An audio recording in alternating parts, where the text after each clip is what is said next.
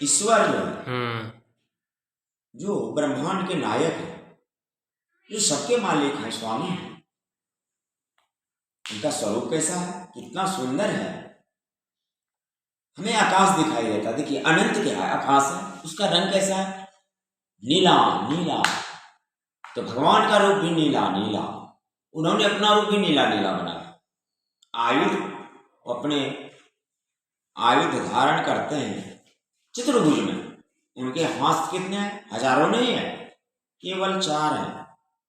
4 क्या है, आयुध है, शंख चक्र गदा पद्मम।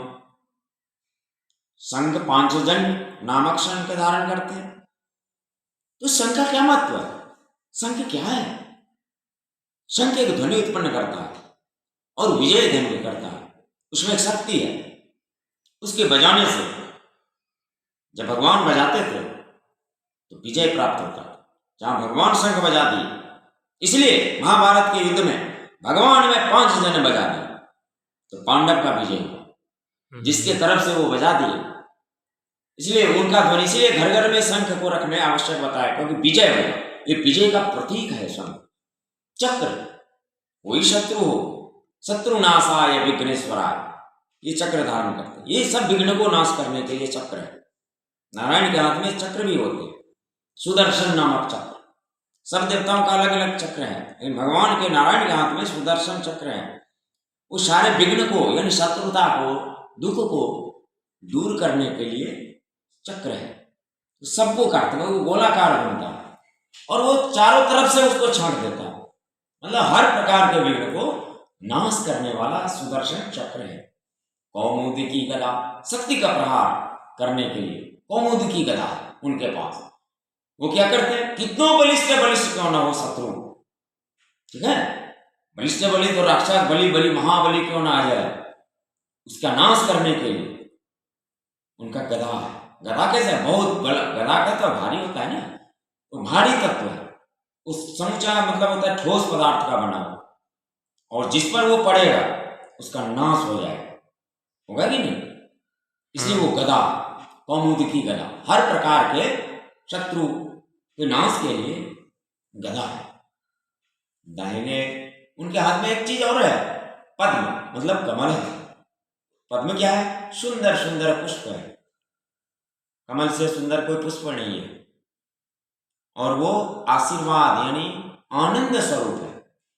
कमल एक आनंद को प्रकट करता है, पुष्प क्या करता है, प्रकट आनंद को, खुशबू देता है, सुगंध देता है, हमें आनंद देता है, इसलिए फूल पुष्प आनंद का प्रतीक है। इसलिए भगवान नारायण हाथ में पुष्प धारण करते हैं, वो भी कमल का। ये किसके लिए, भक्तों के लिए, जो उनसे प्रेम करता है, भक्ति करता है, वो आशीर्वाद देता है। और पुष्प की तरह वो एक सिंबल है, चिन्ह है कि हम तुम्हें आनंद देंगे। तो भगवान आनंद स्वरूप, क्योंकि भगवान तो स्वयं आनंद स्वरूप है। अब कहिए कैसे, भगवान का एक नाम है सच्चिदानंद। अब इसको विश्लेषण कीजिए, संधि विच्छेद कर दीजिए। सत चित आनंद, सत मतलब सत्य, सत्य सत्ता, सत्य मतलब सत्य नहीं, जो आपकी सत्ता है, इसको 3 शक्ति में विभाजित आप कर दीजिए। भगवान की 3 शक्तियां हैं, संगिनी, व्यापिनी और लादिनी। ये जो सतो, सत मतलब सत्ता, सत्ता मतलब इसका स्टेटस, समझ गए, उसी को कहा गया सत्य। संगिनी शक्ति, संज्ञा, noun, it's called noun also, संज्ञा, इसलिए उसको संगिनी शक्ति कहा गया। जिससे स्वरूप शक्ति, स्वरूपा शक्ति, उसी को संगिनी शक्ति को भगवान का सतरूपा कहा गया। चित्त माइंड, इट्स कॉल्ड माइंड, मन बुद्धि चित्तम अहंकार, 4 अंतःकरण को कहा गया है चित्त शक्ति। ये भगवती को व्यापनी शक्ति कहा गया, भगवती का ये रूप है। मध्यम शक्ति जो चेतना शक्ति है भगवान की, इसको विश्लेषण शक्ति कहते हैं, जो तर्क करते हैं, बुद्धि तत्व, वो भगवती या भगवान की ही शक्ति है, योग माया, जिसको हम चित्त शक्ति कहते हैं। तीसरी शक्ति होता है आनंद, जो भगवान की परम शक्ति, परमा कहा गया, परमा शक्ति को आनंद शक्ति कहा जाता है। ये परमा शक्ति को राधा तत्व भी कहा जाता है। तो भगवान का राधा जो प्रकट हुई है वो भगवान की हालात नहीं सकती, क्योंकि इसीलिए कृष्ण भगवान को पूर्ण अवतार कहा जाता है। क्यों? क्योंकि उनका पूर्ण अवतार इसलिए हुआ, उन्होंने आनंद को भी प्रकट कर दिया। श्री राम जी ने स्वरूप तक ही प्रकट किया, सीता तक ने स्वरूप तक ही प्रकट किया, सीताराम किए, रुक्मिणी कृष्ण नहीं किए। लक्ष्मी जी तो रुक्मिणी बनकर प्रकट हुई, तो रुक्मिणी कृष्ण नहीं कहा जाता, राधे कृष्ण कहा जाता है, क्योंकि यहाँ प्रकट हो गया उनका आह्लादनी शक्ति भी, तीसरी शक्ति।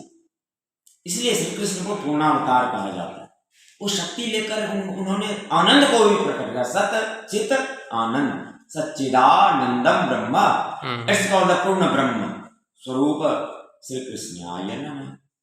सच्चिदानंद रूपाय विश्वोत्पत्त्यादि हेतवे तापत्रय विनाशाय श्री कृष्णाय वयं नमः। इसलिए श्री कृष्ण को पूर्ण अवतार कहा जाता है। तो उन्होंने तीनों शक्ति को प्रकट कर दिया पृथ्वी पर, इस धरालोक पर, मृत्युलोक में। वो तो भगवान तो हर जगह है, लेकिन भगवान की कृपा देखिए कि उन्होंने इस मृत्युलोक में भी तीनों शक्तियों को प्रकट कर दिया। ये प्रभु की कृपा है। ये बहुत महती कृपा है, क्योंकि भगवान सुहृदय है, वो बहुत कृपालु है, उनसे कृपालु कोई नहीं है। मनुष्य तो स्वार्थी होते हैं, लेकिन भगवान ईश्वर कभी स्वार्थी नहीं, वो कृपालु होते, सुहृदय होते, दयालु होते। भगवान से दयालु कोई नहीं होते। लोग कहता है कि ऐसा मत करो, ऐसा हो जाएगा, भगवान ये कर देगा, ये भगवती कर देगी, लेकिन ऐसा नहीं होता। भगवान केवल कृपा करना जानते हैं। वो शत्रु रूपी भक्ति भी करते हैं, जैसे शिशुपाल से, रावण से शत्रु भक्ति किया। रावण ने कैसा भक्ति किया? शत्रु भक्ति। शिशुपाल ने कैसा किया? दंत रुक्ति ने कैसा। ऐसे बहुत सारे उदाहरण है। ऐसे तो हमें ज्ञात नहीं उतना, हम पुराण नहीं पढ़ते उतना, पढ़े हैं, लेकिन तत्व जैसे हम तत्व का विवेचना करते हैं, ओनली एलिमेंट्स का, जैसे आप करते हैं सर प्रवीण सर, एलिमेंट का H2O हाइड्रोजन ऑक्साइड, हाइड्रोजन का 2 अणु, ऑक्सीजन का 1 अणु, C6H12O6 COOH, मतलब क्या है एलिमेंट। लेकिन सब एलिमेंट क्या है? एक तो यौगिक तत्व है और एक उसका एलिमेंट है, तत्व है। तो तत्व से ही तो यौगिक बनता है। तो तत्व को जब आप जाने तो यौगिक को भी जाने। योग एक शिक्षा है और यह एक दीक्षा है। शिक्षा और दीक्षा में ये अंतर है। शिक्षा केवल शब्द का होता है और दीक्षा अनुभव का होता है। तो मेरे गुरुदेव ने कहा, उन्होंने पुस्तक लिखा, उस पुस्तक का नाम है अपना अनुभव एवं जीवनी। एक व्यक्ति ऐसे आया, मेरे पिताजी ने भी लिखा है गुरु कृपा से, गृह दर्शन नामक पुस्तक। कभी मौका मिलेगा, हमने दिया भैया को शायद, तो कभी मौका मिलेगा। उसमें कई कविताएं ऐसी है, वो सारी आध्यात्मिक कविताएं हैं। जैसे गीता में जितने तत्व का विवेचन किया है उसको सूत्र कहा जाता है, प्रस्थान त्रयी। तो प्रस्थान त्रयी 3 है। जितने ग्रंथ है, शास्त्र है, इसमें 3 प्रस्थान त्रयी। वो कौन कौन है? पहला है ब्रह्मसूत्र, जिसने ब्रह्मसूत्र की रचना की है। किसने किया है? पहला वेदव्यास जी ने किया, दूसरा शंकराचार्य ने किया, और किसी ने नहीं किया है। दूसरा नंबर उपनिषद है, अरण्यक जिसको क्या, वेद में जो अरण्यक भाग है, एक ब्राह्मण भाग है, एक अरण्यक भाग है। अरण्यक भाग को कहा जाता है उपनिषद।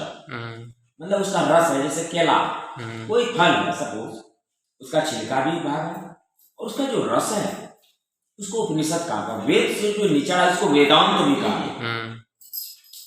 उसको विशेष भाषा में वेदांत भी बोला जाता है। वेदांत भी के भी कई भाग हुए, द्वैत वेदांत, अद्वैत वेदांत, विशिष्टाद्वैत वेदांत, कई हुए हैं। ये रस के भी कई निचोड़ निकाले गए। जैसे जैसे विद्वान भाष्यकार हुए, विद्वान हुए भगवत के पास, सब भगवान का ही कृपा। शंकर स्वयं शंकराचार्य बने, तो ऐसे कई भगवान ही स्वयं करते हैं, उसको निचोड़ निकालते हैं। तीसरा कौन हुआ? तीसरा है गीता, श्रीमद् भगवत गीता। गीता सुगीता कर्तव्या किमन्ये शास्त्र विस्तरे यासं पद्मनाभस्य मुखमद्वादैव श्रिये। कहा गया है कि गीता जो है, कहने का अर्थ है कि इतने जितने शास्त्र हैं उसमें से गीता श्रेष्ठ है, क्योंकि जब कलयुग आने वाला था, द्वापर युग था, और द्वापर युग में भगवान अवतार लिए थे और